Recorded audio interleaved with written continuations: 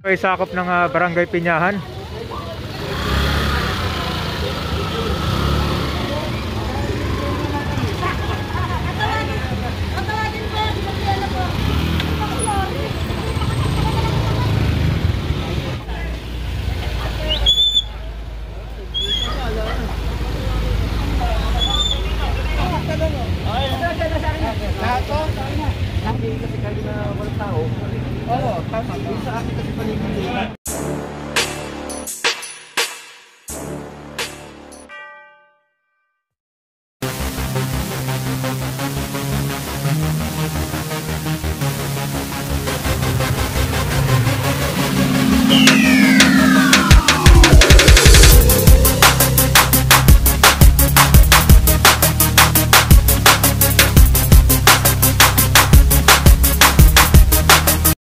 So ayan guys, nasa Maunlad Street na tayo ng Quezon City. At ito, napakadaming mga illegal parking dito. And kasama natin si Colonel Roas dito. Yan. Sobrang sikip na kasi yung mga daanan dito. Kahit malakas yung ulan, tuloy mga clearing dito.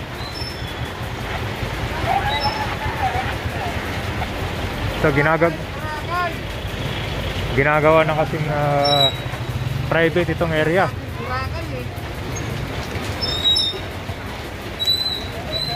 Ito, nagsisialisa na yung mga tricycle sa sasakyan dito. Dami oh.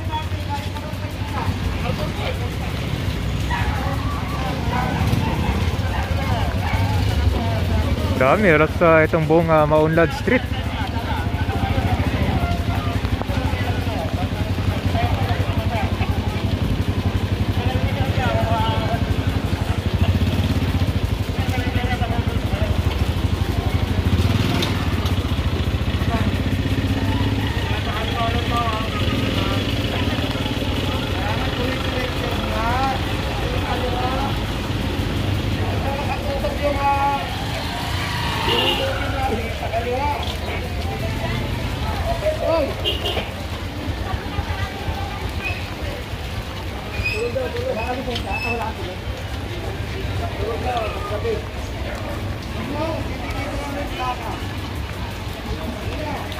Ay sakop ng Barangay Pinyahan.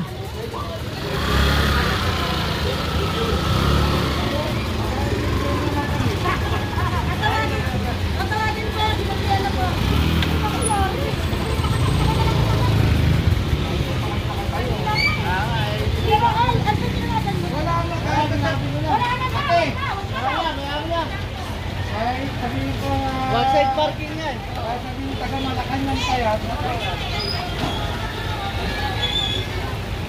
Pero tingnan nyo yung mga bahay dito guys.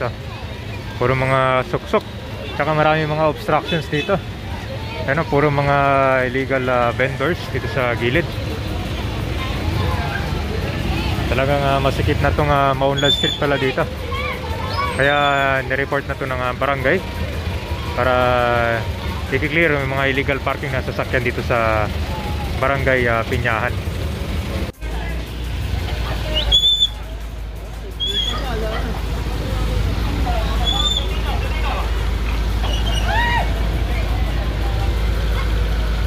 So itong sasakyan na to ay titikita na kasi hindi pa sila gumalaw, no, nung dumating yung MMDA dito.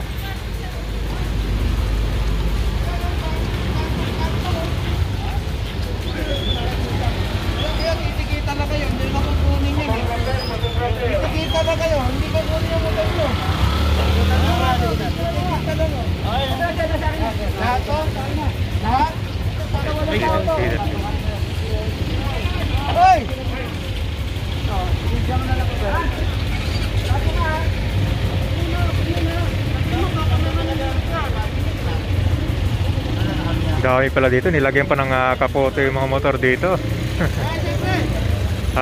Malapit sa may Magilio Street. Ito, Magilio Street na to.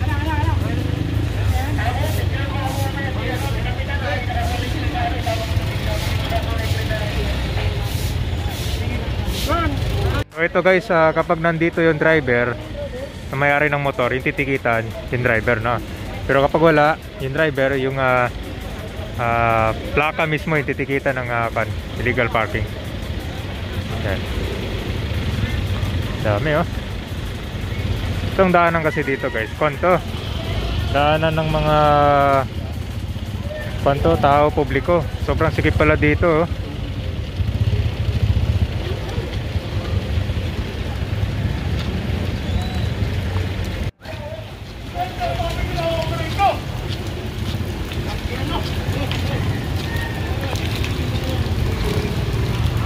Nahihimik yung tao dito eh. Side street to eh.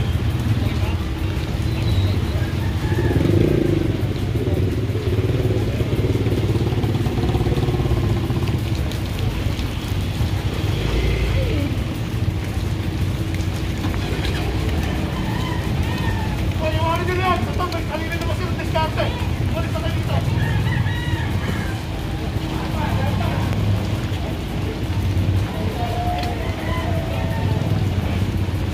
Oh, ayan, papasok natin ng Matipuno Street dito sa may Quezon City, no?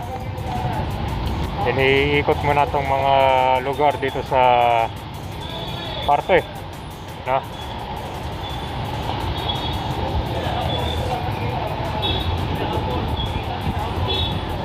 Ito na yung Matipuno Street, guys. Ito, tikitan itong sasakyan dito. Yan na, nagkakos ng traffic.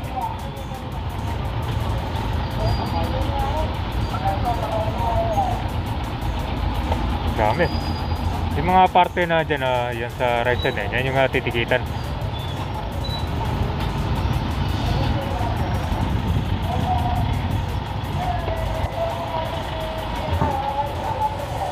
Nasa Mapagmahal Street na tayo. At yung tricycle doon ay titikitan yan. Ito yung malupit na parking, kabayan, no? Tignan mo, halos sinakop yung bangketa. May nakalagay pa signage yun, no parking along this side. Ayan, ito, titikitan yan. Wala pa yung may-ari nito. Pasok na pasok sa kana. Ito, nasa Magalang Street na tayo. Ito, lahat ng mga sasakyan dito titikitan to. Ito, ang haba nito, oh. Ito kasi meron nang nakalagay na tow away zone dito. Pero halos ginawang parking area. Palit kayo. Yan, nahuli rin.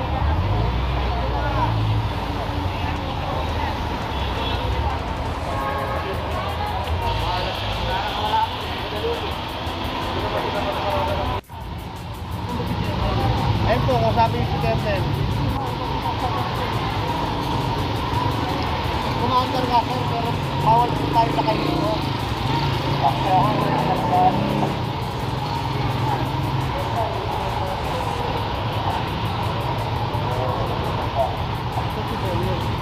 Ito guys, may nakalagay dito, no parking. Yan, tow away zone. May lahat ng mga sasakyan dito ay titikitan.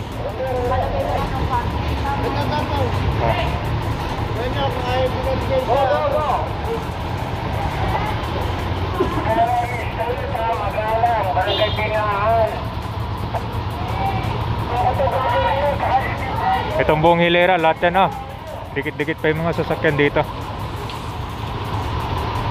Ito ay Magalang Street, no? Sakop pa rin ito ng Barangay Pinyahan.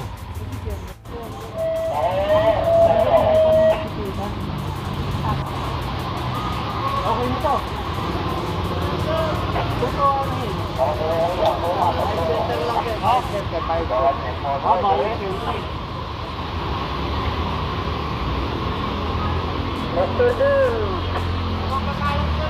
Dito guys, natikita na yung sasakyan, no? Itong puti na yung Suzuki. Ito, nasa kabahan natin ng Matimtim Street. At itong mga sasakyan dito ay titikita ng illegal parking. Malapit sila sa may ito, mga bahay nila yan dyan, no? Dito.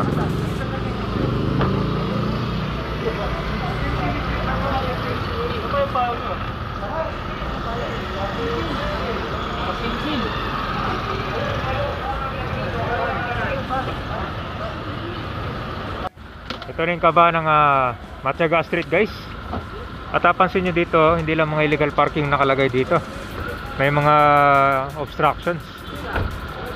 Or yung mga ginawang bahayan, no? Ito, ang daming basura dito.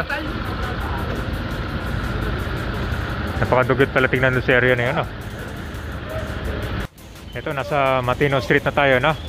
At titikitan yung mga sasakyan dito.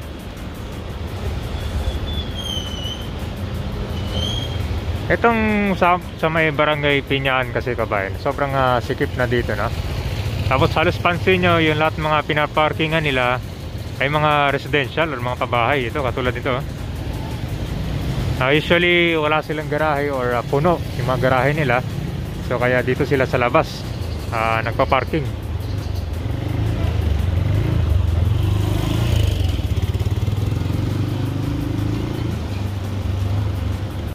Ito, nasa kabahan na tayo ng Nia Road. Sa tabi lang to ng Quezon City Hall. At lahat ng mga sasakyan dito ay titikitan. Ayun guys, may nakalagay na signage siya, no parking. Yan, no? Nasa harap mismo ng mga sasakyan yan.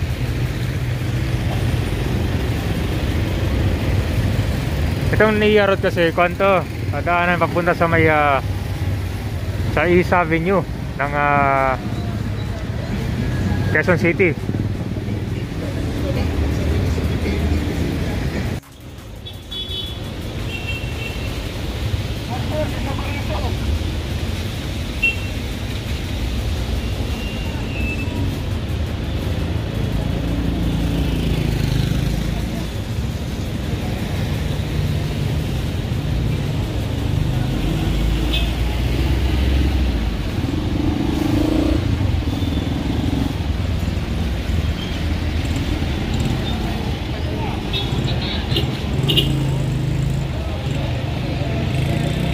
Nia Road guys, ito yung area kung saan ay kakaayos lang yung daanan dito. Ito kasi puno ng mga informal settlers dito sa area na yan, no? Ito mga pabahay dito. Yan. Ito, nalinis ito. Bagong road widening to dito. Ito kasi itong daanan ng tuwagan dito, sarado yan. Hindi makakadaan yung mga tao kasi puno ng mga pabahay dati. Kaya halos itong 2 lane sakop nila yan. So ngayon na-clear na, naibalik na sa taong bayan. Ito mga pabahay na lang dito guys. So yan, yung mga tinitira nila dyan, yan po ay government owned pa yan.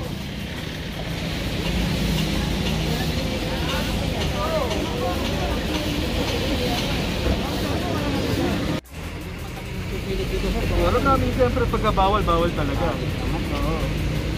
Dapat sinabi lang talaga hindi pwede. Oo, coordinated po yan. Hindi naman kami mag-dictate pag wala talaga pwede. Parang guided po gusto siya lang.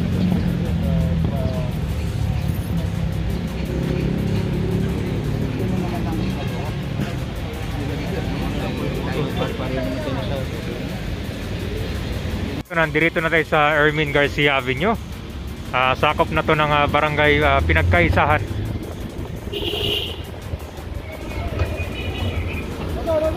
Pansin yung mga kotse dito guys, nasa sidewalk nagpa-parking yan, titikitan lahat yan.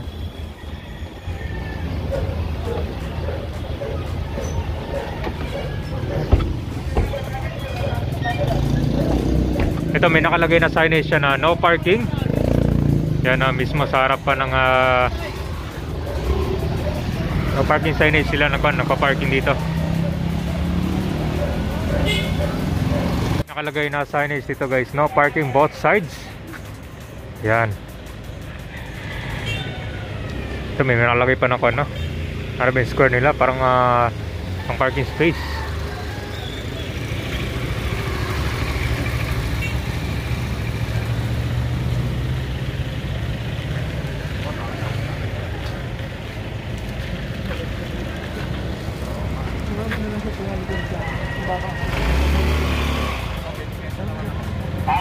Ang Ermin Garcia guys, masikip na kasi yung daanan dito, no? Kung mapapansin nyo, ito, hindi lang mga sasakyan, may mga content, yung ibang mga motor dyan na naka-parking. So ito na yung Ermin Garcia Avenue. Ito yung dulo. sakop ng barangay Pinagkaisahan pa. Yan, kita nyo kung gaano kasikip yung daanan dito, no? Kung meron pang mga sasakyan na magpa-parking dito.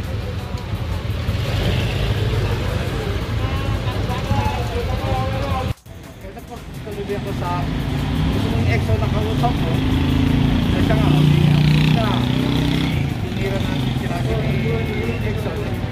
Kermin Garcia Street. Kermin Magawad ka dito. Yung nga, kaya hindi na kayo ngayon. Kaso, nandito na sa kalagitnaan, meron nagpakilalang kagawad. Dito na nakuha yung pangalan niya. Nag-aalis ka. Boss, may clearance sa barangay. Hindi na ako tatatok sa isang bahay na hindi ako papapagutin. Kasi siya na po kagawad. Kung meron ka namang problema, kung may ano ka, ano ka sa barangay? Hindi siya, hindi, naka-park siya na wala sa sado. Bumaba sa kotse. Ayun lang po. Kaya nyo po 100% pag okay na yung contract at nandiyan pa yung ano na yan. Talagang kaya nyo po pag dumating yung contract, po.